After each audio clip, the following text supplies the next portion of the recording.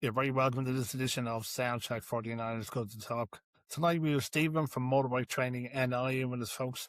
He speaks about his time when he was flying royalty and pop stars around the world to coming home and setting up an award-winning motorbike training school. A phone call he received on a Sunday evening from World Superbike champion Jonathan Ray. Folks, this has everything in it. You're really going to enjoy it, and we'll catch you on the other side. Stephen from Motor Training NI, you're very welcome. It's great to have you on board eventually. Thanks very much. Nice to have the invite. Yeah, Christmas and things get in the way, but yeah, we've got there eventually. We got there eventually. And second time at the asking tonight, yeah? Well, you know what technology's like.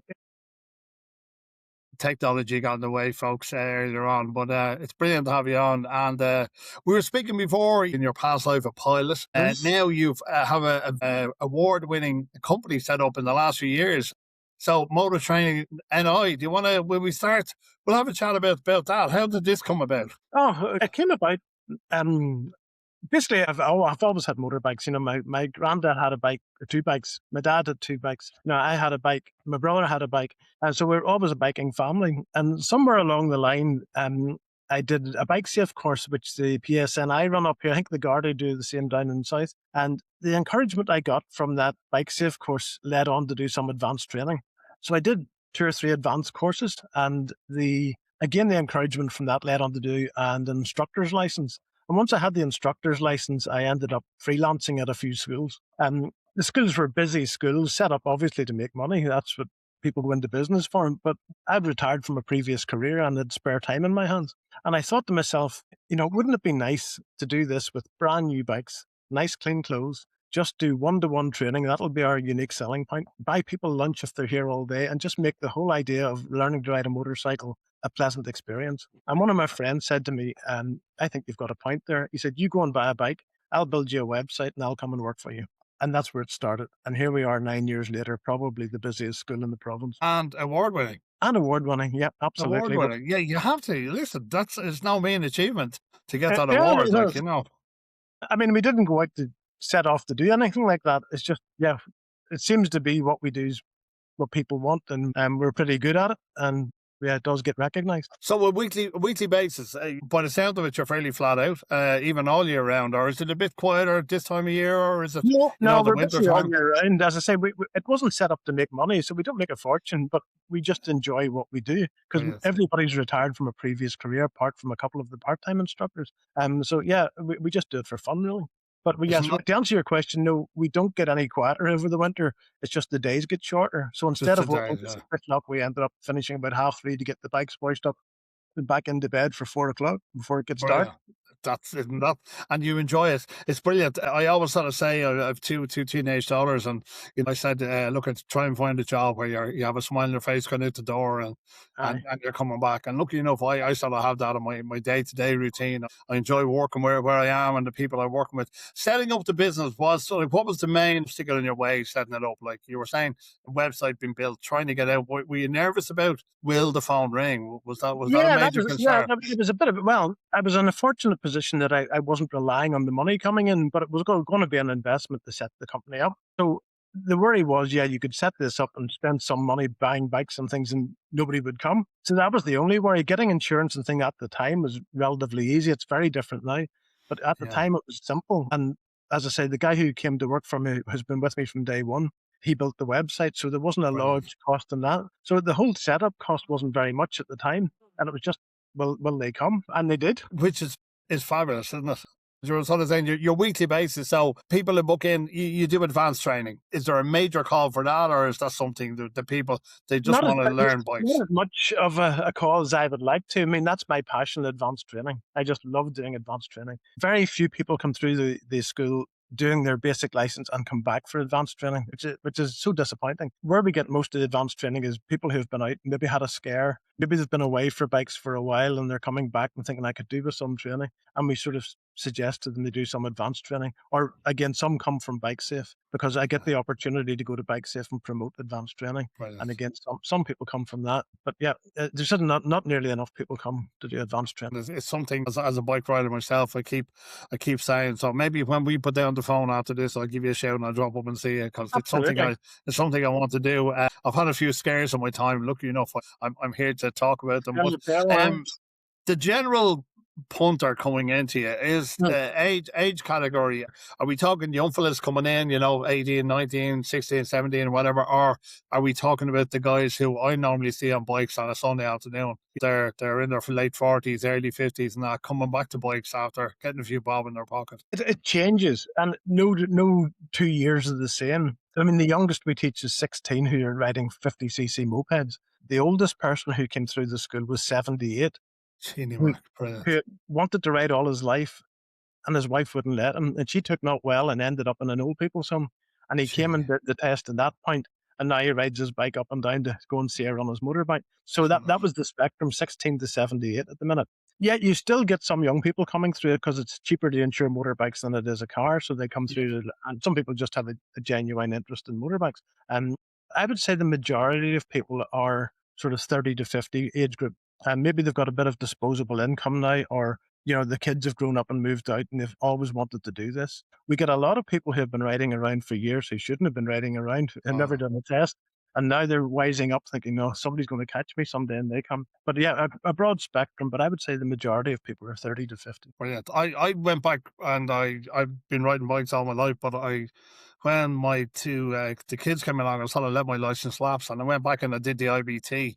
But I found it fabulous. The gentleman who was showing me, we were just talking about things, but I was just an idiot, really an idiot to riding a bike. I thought I knew everything, but then when it's pointed out to you, and then lucky enough, I was a bit older. I went, you know what, I want to be riding bikes when I'm 60, 70. So, but this guy knows what he's talking about.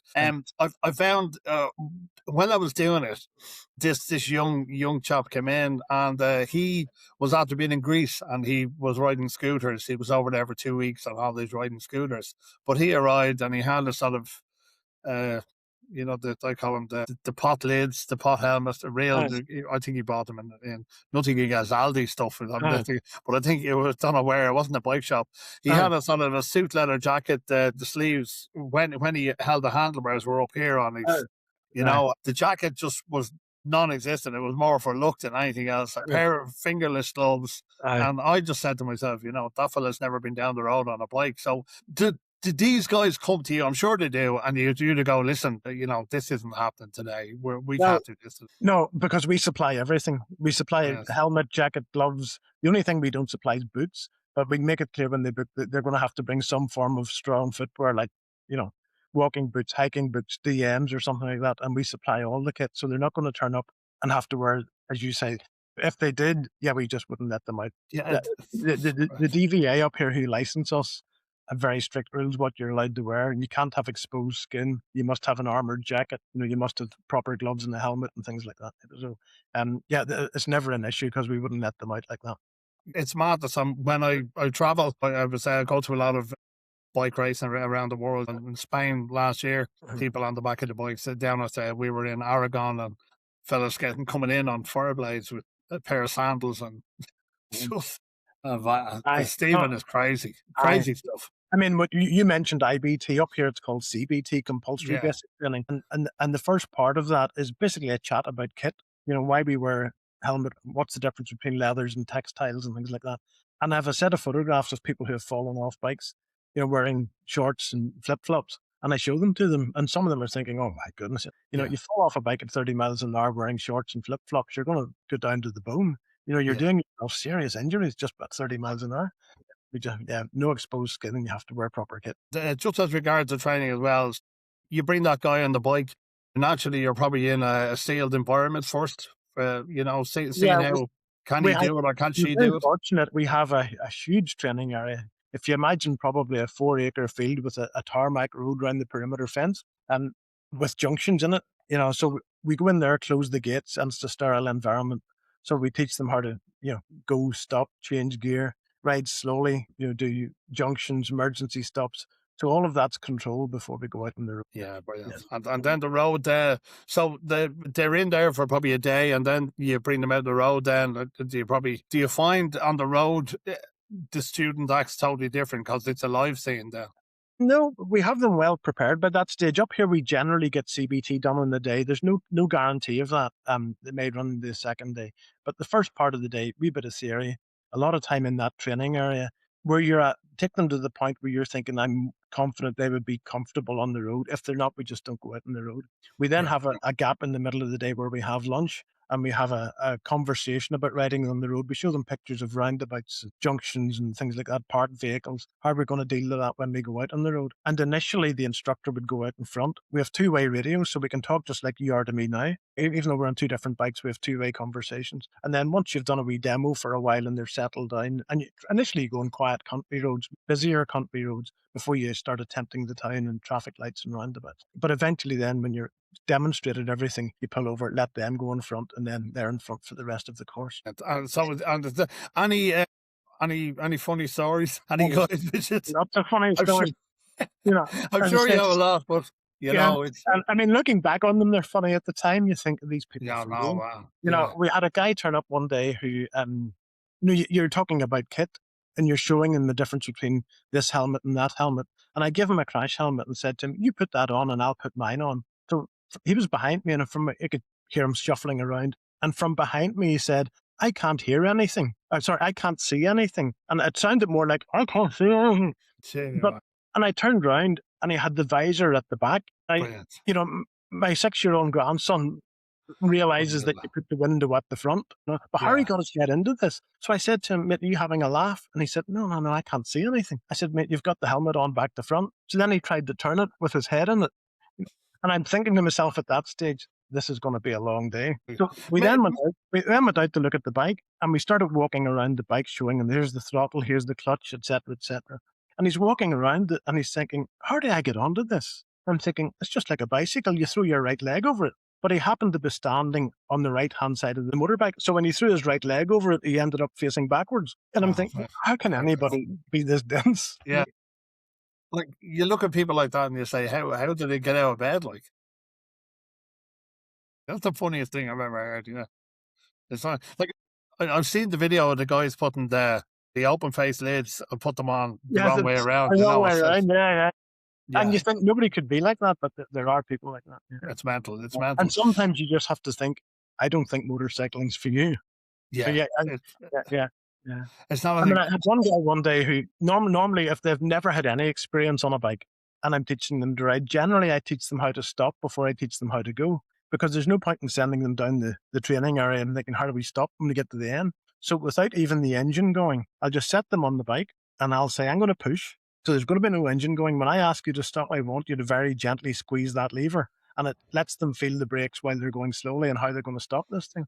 So I started to push this guy, and he was all over the place, the feet flying off the foot pegs and all. And as a joke, I said to him, can you not ride a bicycle? He said, I've never been on a bicycle. I'm thinking, how are you going to learn to ride a motorbike if you can't ride a bicycle? So now when people ring up, the first thing I say to them is, can you ride a bicycle? Of course I can ride a bicycle. Well, there's some people who ring up who can't. The other thing is, what height are you? Because if you say to me you're going to be 4'6", you're not going to touch the ground in any of our bikes. So I've learned to ask that question very early on. Yeah, can you ride a bicycle and what height are you? It's amazing, isn't it? Like, dealing with I do it on a daily basis, dealing with the general public. Yeah. So so we had a guy getting the wrong way on the bike, putting the helmet on back to front. Then we had a guy who and like as regards the business, then the daily basis, then they come into you for a day. Would you do individual training, individual with each person? So you're spending time with these people. Yeah, I mean, it depends on what stage they're at. I mean, the day's course is everybody has to do a day's course to start with. That's called the CBT or the IBT down in the Irish Republic. And after that, then they do 2-hour lessons, until they're prepared for the 2 practical tests. Unlike the car test, there's 2 tests for a motorbike. The first one's done in a sterile environment where they do things like slow maneuvers and emergencies. The second one's done out on the road. So we do 2-hour lessons to prepare them for each test. So initially you'll spend a whole day with them. and then maybe 4 or 5 2-hour lessons over a period of time to get them ready for the practical tests. You've always been into motorbikes. So this was when your previous career, which we'll get on to now in a second, but so always had a love for bikes. So this was really a sort of a shoe in. As I say, I never remember not having bikes around the house because my grandfather had 2 bikes. My dad had a bike. I had a bike. My brother had a bike. So there was always bikes about the house. There's photographs of me as on a way and sitting on a bike. I just can't remember not being around bikes. And so I don't think I had a choice. It was just somewhere in the genes, probably. My first bike I rode legally, was a Suzuki AP50. 76 AP50, which was you could in theory pedal it, but you'd give yourself a hernia if you moved more than 3 meters. But that was Suzuki AP50. They're worth a fortune these days. I think I sold it for £175. My God, they're going for $7,000 now. You can't get them. That's what I remember them. Yeah, mine was I think it was an AR8. I remember kicking them, and your hernia was just trying to kick these things on a cold morning. It was just horrendous. Now it's all electric start, and I'm lucky enough now of 1 or 2 decent bikes, so I never have that issue anymore. I enjoy it. So before you set up the school, you were a pilot. I was. Yeah, I flew for almost 30 years. Brilliant. So do you want to? So when you left school, you went training, or was there something again? A love for flying? I always wanted to fly. From the youngest boy, somebody said, "What do you want to do?" I want to be a pilot. At school in those days, there wasn't really a careers teacher as such in those days. It was just starting off in careers lectures. And when they said to me, "What did you want to do?" I said, "I want to be a pilot." So they looked up their book and they said, "Oh, you want to join the RAF?" And I said, no, I don't want to fly a military pilot. And up in the sky, there was a contrail going across the sky. And I said, that's what I want to do. I want to take people across the Atlantic on their holidays. So they look in their book again, and there's nothing in there that tells you how to be a pilot. You can be a doctor, you can be a teacher. There's nothing to teach you how to be a pilot. So they said, what A levels are you doing? And I said, maths, physics, chemistry, further maths. They said, oh, you want to be a doctor? If I hadn't have been a pilot, I would have gone into medicine, probably trauma medicine, pre-hospital care medicine. But so I went along with that for a while. And then I thought, something, this is not what I want to do. I'm very interested in it, but I want to fly. So I went back to them and said, look, I want to fly. And you point me in the direction. But the school I was at, they wanted to take you from the 11 plus and send you to university. That was there was a machine. You come in at 11 plus, you go out. That's not what I wanted to do. So I decided I was going to have to do it on my own. So I just left school. I just walked away from it. Got myself a job as a computer programmer, of all things. I got myself a second job as well. Saved up some money and went and learned to fly. And the school I was at, where I learned to fly up in Belfast here, they said to me, if you had an instructor's license, we would give you a job teaching people to fly. And at the time, that was how you built the hours to get the experience, to get the commercial license. So I walked away from the computer job, went and taught people to fly for a couple of years while I built the hours up, self-studied the technical exams, and then went and did the flying training. Again, borrowed some money and went and did the flying training. Doors opened. It was amazing how doors just happened to open. And I ended up in my first commercial flying job, and that lasted 30. So who was your first commercial flying job? Who was it with? First commercial flying job for an aircraft manufacturer up here called Short Brothers. Yes, I know. So they at the time they were building entire airplanes. I don't think anybody builds entire airplanes anymore. Boeing and Airbus still buy bits in. In fact, Short Brothers, whatever they're called these days, are building bits for Airbus and Boeing. But at the time, Shorts were building entire airplanes. So I got a job initially as a first officer for Shorts. At that time, Shorts were then taken over by a Canadian company called Bombardier. Yeah. And Bombardier owned a company called Learjet, who built the corporate jets. So I then ended up, just the way the doors opened, I ended up getting a job as a corporate jet pilot. And the idea was we could either take the Shorts board around the world in these airplanes or demonstrate them for the salespeople. So I ended up in a very nice job flying corporate jets all around the world. And that lasted quite a long time. The downside of corporate aviation is you never know when you're going to work and you never know when you're coming home. So you could go to work and come back in 2 hours. You could go to work and come back in a month's time. And while that sounds very glamorous, it's a lonely sort of an existence after a while. You're staying in nice hotels and things, but it's a lonely sort of existence. And then a bean counter came along one day and closed down the pilot's office overnight. But the airplane that I had on my license, there was a local airline here called Jersey European at the time. And Jersey European needed direct entry captains. And I was very fortunate. They phoned me up and said, "Oh, here you've been made redundant. We're opening a new base in Northern Ireland. Would you be interested in the direct entry captain's job?" So I left Shorts on a Friday and started with Jersey European the following Monday. So Fantastic. I was out of work for a weekend. It was Yeah, a and I long weekend, I'd say. yeah, no, I mean, but yeah, Jersey European turned into various things, and that lasted for the best part of 18 years. Yeah. It's brilliant. And when you were doing the corporate thing, you don't need to name, but so you would have had high end business people on. You would have had probably rock stars. You probably would have Yeah. actors, all of that. So it could have been. You don't know who you're. No, we had some of the royal family on board. But some of the royal family would have used the airplanes to fly around. Formula One drivers. Yeah. Yeah, we had all sorts of people on board it. So Yeah. you would have been everywhere around the world, All Monaco, around the world. Canada, brilliant. Yeah. Spent a lot Excellent. of time in Canada because the company we owned, it was the parent company was Bombardier. So Yeah, we spent a lot of time in Canada. And the simulators were in the States, so we spent a lot of time in the States. A lot of time flying around Europe, South Africa. But yeah, all around the world.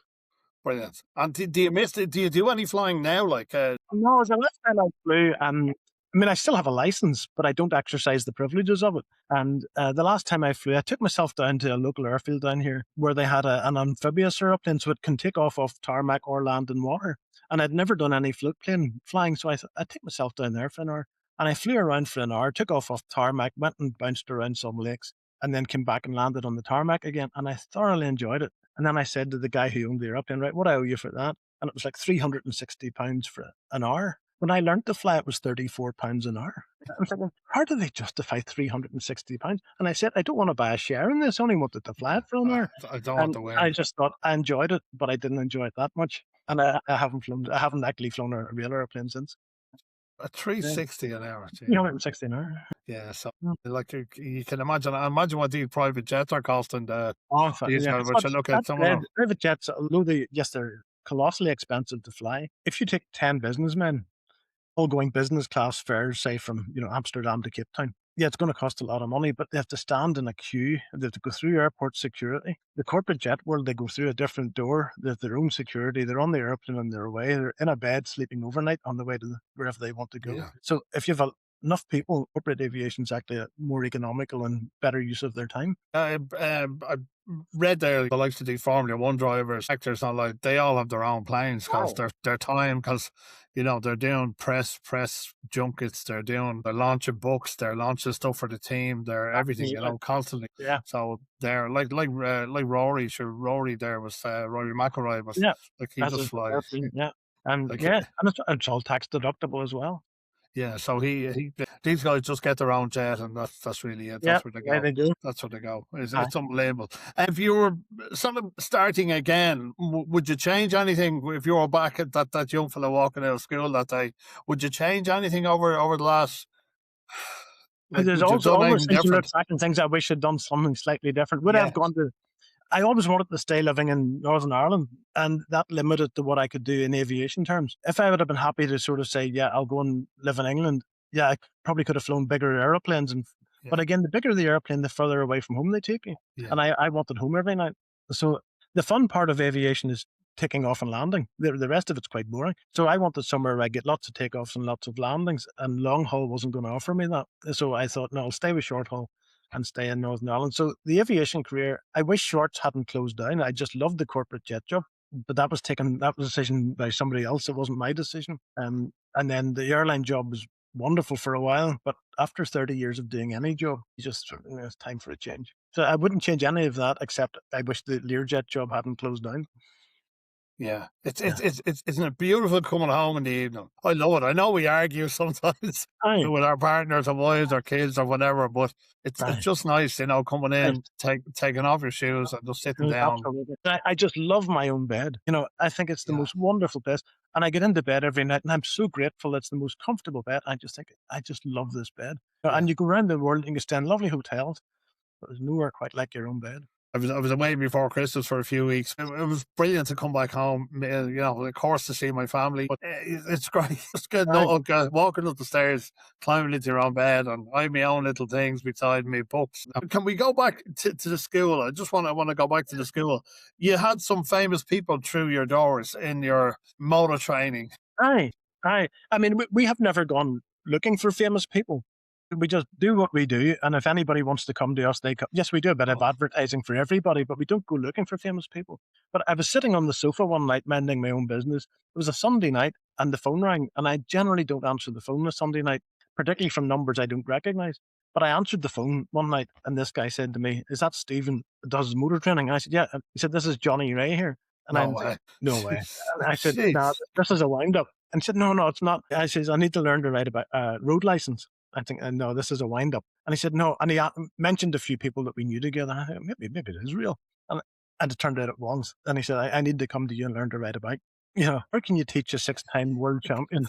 How, Steve, like, what did you say when you met And him? I said, oh, wonderful. I said, and he said, how much is this going to cost? How do you put a price on this? You know, Yeah. so Johnny, he doesn't live that far from me. You know, he lives down the road. And I said, are you going to take photographs of this? And he said, oh, yeah, I'll be taking photographs and there'll be videos and things like that, which you put up on his YouTube channel. And I said, well, tell you what, you buy the coffee. I'll teach you to ride a bike if I can use the photographs for advertising. He said, oh, we've got a deal there. And Brilliant. over he come, a more humble guy you'll never meet. Absolutely He comes wonderful. across every time. Like, I love Johnny Ray. I've been Yes, watching him all his yes. career. Uh, Unbelievable what he's achieved. And and, what can you say? Like, he always, when he's interviewed, he just and, always comes across as you know, the guy who you'd have a beer with on a yeah. Friday evening. Just always, Yeah. I you mean, know. we left the first day he turned up, it was raining here, and he had left the previous weekend somewhere in the world, riding around at 200 miles an hour. We got him to my house, we put him on a bike, and I said, follow me down the road to the training area. And we got to the training area, and he said, here, I wasn't comfortable there at all. I said, what do you mean? He said, you went straight to the speed limit, 40, 50 miles an hour. I said, yeah. He said, I wasn't comfortable at that. I said, Johnny, a couple of days ago, you were doing 200 miles an hour. He said, yeah, but we're on a racetrack, everything going in one direction, and boys with flags telling me that round the corner is safe. He said 40 miles an hour, I wasn't happy there at all. But he wasn't arrogant. He didn't come across as I'm Johnny Ray, I know everything. Yeah. He came across and said, I'm completely out of my comfort zone here.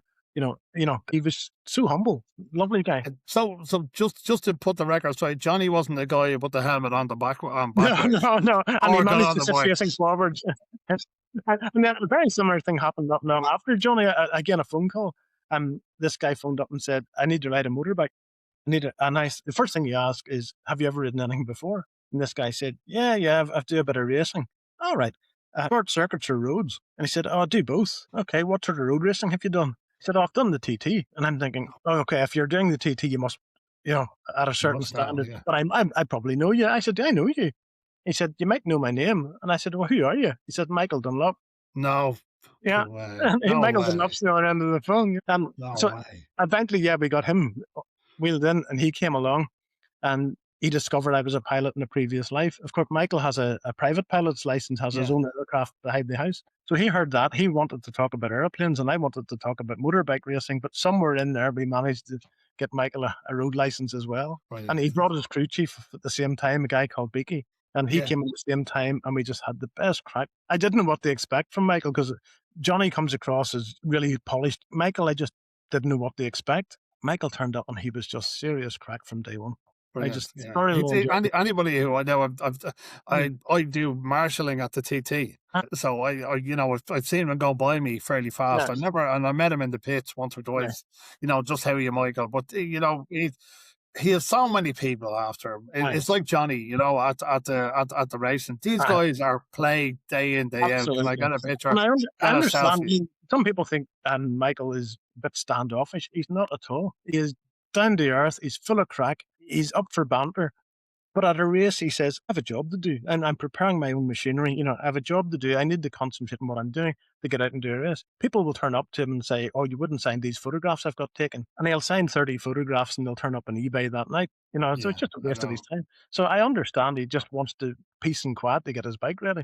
But as a person, absolutely lovely person. Yeah, anything I've ever heard, I've met other marshals that have met him, different times, and they've always sort of said, and that's the thing about our sort of sport, Yeah, that like these guys are all, everybody wants a piece of them. Everybody absolutely. wants a piece. So the minute they come out their door, he had that bit of time with you. He put on his helmet. He went down the roads. Nobody really knew who he was. Yeah, I'd say he enjoyed that more than anything. absolutely. Yeah. That race. And two more, like two superstars Aye, in the absolutely. motorbike Yeah, industry. yeah, yeah. And then I do to try and put something back into the sport that I love. I take a wee advert out in the programs, the road racing programs and the short circuit programs.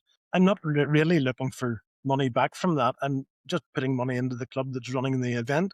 But yeah, you do get a fair few racers then coming through and saying, "Can you teach me to ride?" Yes, and they're so easy to teach because they Yeah. can already ride the bike. Their skills are so honed. We just have to make sure they do the checks and things in the right order, and they know why we're doing these checks. But yeah, I thoroughly enjoy teaching racers. Yeah, so there, your main objective with Johnny and Michael, Mhm. yeah, lads, you're coming into this band. Don't take the racing line. Yeah, not to stay on their own side of the road. Yeah, Yeah, yeah, don't go yeah. around. That's fabulous. Stories like that are brilliant and brilliant for your business. I mean, Glenn Irvin came through the school, Nicky Coates, there's some short circuit guys coming through at the minute. And it's just wonderful to have them on board. And you get your photograph taken with them and use them in advertising. Yeah, But it sort of shows people that if that caliber of person's coming here, a wee lad phoned me one day and he said, "Can you come and do my CBT? I want to do it on my own bike." Yeah, yeah, we can do that. We can do anything you want. Yeah. And I agreed to do it. And I said, "Oh, just give me your address." And he gave me an address which was a couple of hours away. But I'd already agreed to do it on his birthday, and I hadn't the heart to say, "I'm not traveling for 2 hours to do." That's going to cost me 4 hours work just to get there and back. And I yeah, hadn't the heart to say it, so I thought I can even point you in the direction of another school which is close to you. And his response was, "No, but I want to learn at the same school as Michael Dunlop went to." So, yeah. but it cost me a fortune. And he wasn't going to say no. Again, those sort of things come round. He'll tell other people. Yeah, it'll all come back. It's all part of it. The bit of advice that you would sort of pass on to these guys, like the main bit of advice would be sort of, well, okay, I know jokingly we said the racing line, but Oh, that's the type of thing. Like these guys, Johnny was saying to you, the road when he's surrounded by bikes and cars, he knows in his line of business what's around the bend. We don't in our daily yeah, routine. So yeah. hence knowing what you're doing and an acquaintance we have, Roger from First Bikes on the Scene. We don't want to be doing what Roger does. No No, offense to Roger, but no. we don't want to be doing that. Yeah, yeah, yeah, absolutely. Yeah. I mean, I did the first F-Boss course that Roger ran up here. It was an Ennis skill way back. And I kept renewing my qualification with Roger. Hmm. And then a couple of years ago, he thought, "Do you know something?" He was doing it on his own at that point. He lives in Kerry and it's a long way to travel to all these. It's a long way, He yeah. said, "What I need is a team of part-time instructors." So he's got a team down south and me up here. So he Brilliant. means that he can spread the work around a wee bit. But F-Boss is a wonderful course to do. It's a fabulous. I'm actually. I was telling you there on Sunday. Well, renewing it on Sunday. Yeah, Yeah. yeah. So we'll get to link up with Roger and Derek and the lads. But Aye. yeah, it's fabulous what he does. And I meet Roger over in the island when we go to the TT, and we always have a coffee or I get some breakfast together. We're normally actually on the same boats going over. I've gone over. So it's great. Always having a chat every year. We have a chat. We have the coffee. But unbelievable knowledge. The courses did you run up there like the same the EPOS courses? You meet some fabulous people on these courses as Absolutely. well. Yeah, I Yeah, mean, bikers generally are wonderful people. They're yeah, friendly. You're never going to ride past another biker broken down at the side of the road. It's like a car driver just, "Oh, I don't want to stop there." A biker will always stop. If you're just stopped for he's having a wee smoke or something, yeah, you have a bit of crack and you move on. But you'll never leave another biker at the side of the road. yeah, So yeah, they're a good bunch of people to start with. The F-Boss course is wonderful. It's not people think of it as a first aid course. It's not going to teach you to send broken bones and put bandages on. oh, It's going to teach you in 10 minutes what to do to keep this guy alive for an hour until the paramedics turn up if yeah, need be. It's 5 key skills that'll teach you how to, manage a scene, get a helmet off if need be, do CPR, how to keep this guy alive until the paramedics turn up. yeah. So it's a really good course. Yeah, really good. No, I was speaking to another gentleman there about it, and we were saying the same thing. The best bit of advice you've ever had that you sort of would use to this day. In life generally, Yeah, I would say follow your dreams. I did it twice. When people were pointing me towards one career, I thought, "That's not what I want to do. I want to do yeah, this." And I followed my dreams and I never regretted it. I then followed the dreams to start this and thinking this was just a pipe dream, really, but it happened. And people who are saying to me now, "I would love to fly," go and fly, Yeah, yeah, right. There's a guy who now works for me who would love to have been a motorbike instructor but never managed to get there. And I thought, let me teach you how to be a motorbike instructor. Follow your dreams. yeah. Not everything's achievable if you really want it enough. And I know people are going to say, I can't afford that sort of money for learn to fly or whatever. Yes, you can. You just find a way of producing that money. Whatever, should you have to go and busk on the side of the street, you'll find some way of making the money if you really want to do it enough. If you want to, like you were saying, you did the 2 jobs. Yeah, I did 2 jobs. Yeah, Yeah. absolutely. I did 2 jobs. I still do some miles tuition at night in the winter time. I love miles. Um, I still do some miles tuition just for fun. But yeah, you'll find a way of doing it. If you wanted it badly enough, you'll find a way to do it. We were speaking earlier on when you were, will I be a pilot or will I go into the medical? Yeah. But now look at what you're doing with the FBOS. Like you're half and half. You're not. Absolutely. You know what I mean. You've cut both bits of cloth there with Yeah, that. I mean, the interest in pre-hospital trauma care was always there and never gone away. I mean, I had a friend up here who he's known as John Hines, who Yeah, he was part I of the remember, yeah. MCU medical team and unfortunately was killed Yeah, offering killed. Yeah. cover at the Scaries. And again, I would talk to John about medical things and he would talk to me about aviation. His dream was, let's get a helicopter service, a doctor-led helicopter service, which happened as part of his legacy, I think. Yeah, I've always had that interest in trauma type medicine, pre-hospital care. Yeah, Roger was sort of telling me the tents that the quick tents they put up and certain with the army were doing, but some of the medical emergencies he came across, and it's always something which when I see it when they have major incidents, like for instance what we had there over in Australia before Christmas, and when you're seeing the hospitals, everybody's on. It's not that I'm fascinated by it. These guys are unbelievable, and they don't get enough recognition. No, absolutely. I mean, we were at the Northwest last year, and there's a nasty accident just where we were, and the helicopter Yeah. came in and landed right on the track right in front of us. And to see somebody put a chest drain in right in front of you, like, yeah, you've heard about it, you know how it happens, but to see this happen for real right in front of you, the skills they have are just amazing. It's amazing. And the Northwest, look at how many people are watching. And unfortunately, with our sport, this comes a lot of it, you know. And on the island, when we do our marshalling, it's always part of that. We always have a medic. The flags out are so important because you have to try and let everybody else know that there's been an accident, and then you have to try and get whoever's down, get them safe as well. So, Yeah. but without killing yourself. So that's Aye. a major thing. No point in you becoming another casualty. Yeah, it's unbelievable. Yeah, so you don't want to do it. Getting in touch, then we're going to put up some links as regards your company. So getting in touch, you're on Facebook. Yeah, I'm we're on sorry. Facebook. We have a Facebook page, we have a web page, which is mototrainingni.com. We'll do everything from trial lessons. If you just want to come and give it a go for a couple of hours, yeah, come and give it a go. If you liked it in a couple of hours and you wanted to move on, those 2 hours trial lesson counts towards your CBT. We'll do Right. everything from that to teaching you how to become an advanced examiner and absolutely everything in between. So yeah, look up the website. Contact details are on the website or the Facebook page. And again, Stephen, everything's provided, so they just arrive. Yeah, Except with a pair of boots.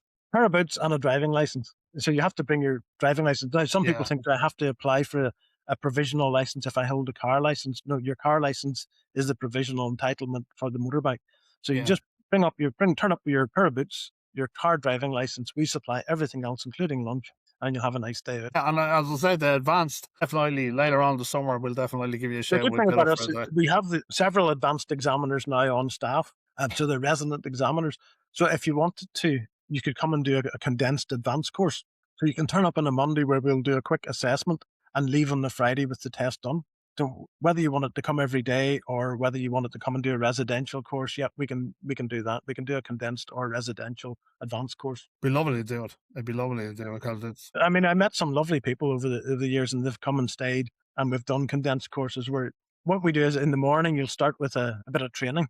We'll do that up to lunchtime. We'll stop for lunch, and then you go and practice that in the afternoon. Tomorrow morning, again, wee bit of revision. What we're going to do that day, have lunch, go your separate ways, and then on the Friday morning you have a wee bit of a warm up session, and then the examiner's sitting ready to go on the Friday afternoon. So you can take a week off work and get it all done in a week. Yeah, it's a brilliant.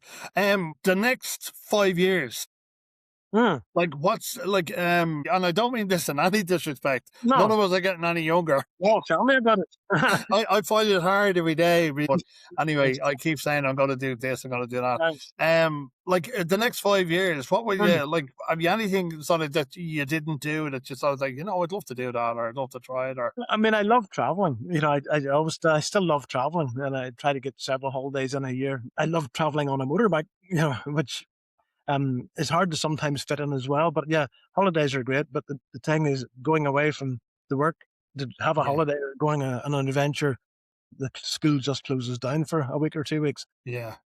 Because yes, the instructors I have working for me are wonderful, and I totally trust them, and they would do a great job here. But if anything went wrong when I was away, I would end up spending my entire time on the phone trying to sort it out. And it's not a holiday anymore, so I just close the school and I go away. So yeah, no regret. I would like to travel more. At the minute, there's a huge problem up here with people trying to get insurance. If you're trying to set up a school, you can't even buy a school that's already running because you can't get insurance. But if that was sorted out, and I've got several MPs trying to sort that out for me, and if that was sorted out in 5 years, yeah, I'd probably sell the school as a going concern. Yeah, and somebody who would keep the reputation that we have going. Maybe some of the current instructors would buy it off me, or some of them would form to come club together and buy it. I don't know. We haven't even talked about that, but the idea would be sell it as a going concern to somebody who will keep the reputation that we've built. And I'll still instruct. I'll still have a lot of fun and advanced instructing or advanced tests. I would still do that, but yeah, travel more and work less. You're in Antrim. I've been up there many, many times on the bikes. Best parts of the country. Is fabulous. It's a beautiful part of the world. I mean, the Antrim coast goes miles away. I mean, one of the instructors had a guy doing a CBT today. Where do you want to go? We can do anything. We can go anywhere. And he said, I want to ride the coast road. So they went down to the Antrim coast road and rode the Antrim coast road as part of their CBT. We just live in a very beautiful part of the world. Yes. And generally, it's a lovely part of the world. Ireland's a very special place with very special people in it. The crack's good. The humour is amazing. Yeah, I think we're very blessed to live where we live. You're coming up from Belfast, head on up. Everybody knows where the northwest is, that part of the country, Coleraine, and then all around to Donegal. It's fabulous. Back to those advanced courses. Yeah, we do the advanced courses using the Glens or the Antrim Coast Road, or the Northwest 200 track or something. So yeah, it's places people will want to come for a holiday anyway. And we tie that in with an advanced course into the bargain. Yeah, well, no, definitely later on the year. The Northwest, and we have a few more races this year. So the road racing season starts here with the Cookstown last Saturday in April. And then there's Tandragee, Mid-Antrim is back this year again for the first time. Mid-Antrim, brilliant, yeah. The Armoy, and then the Northwest as well. And then there's the short circuit seen up here as well. Yeah, the Northwest is just exploded, hasn't it? It's just massive now. It's a huge event, and I think what makes it is the geographical location. It's just such an amazing part of the country, and yeah, it's a good event. Yeah, well, it's the biggest. The small road races, the Northwest is an amazing event. It's very exciting, and there's a lot of atmosphere. But there's only 5 or 6 races in the day. If you go to Cookstown or Tandragee or Mid-Antrim, you're going to get 20 races in a day. Yes. You're never going to get bored sitting there between races because there's always something happening. Yeah, and the Northwest, like the last few years have just, as I was saying, exploded. The amount of people, it's unbelievable. It's the biggest sporting event in the country. It's absolutely, and if you haven't been, folks, check it out. Stephen, I really enjoyed the time. I could sit here for another hour talking to you, but I know you're a busy man. We're going to put up some links on the site, before you go, so people can get in touch. Any other way? You're on Facebook, as I sort of said. You can look up motortrainingni.com. Trainingni.com. That'll take you to the website. All the contact details are there. Or if you look up Motor Training NI on Facebook, you'll find us as well. You'll find you on that. Well, listen, my friend, it's been absolutely fabulous, and I really, really enjoyed it. We got some funny stories, and ladies and gentlemen, Stephen from Motor Training, and give him a shout. Go and see him. I'm going to drop up Stephen later on the year and drop him. We'll have a chat, and we'll see about that advanced thing. Again, thank you very much for joining us here tonight. Soundshack 49. Well, look, we'll talk to you soon, Stephen. Thank you very much. All right, good night. Best of luck. Thank you. Bye-bye. Bye.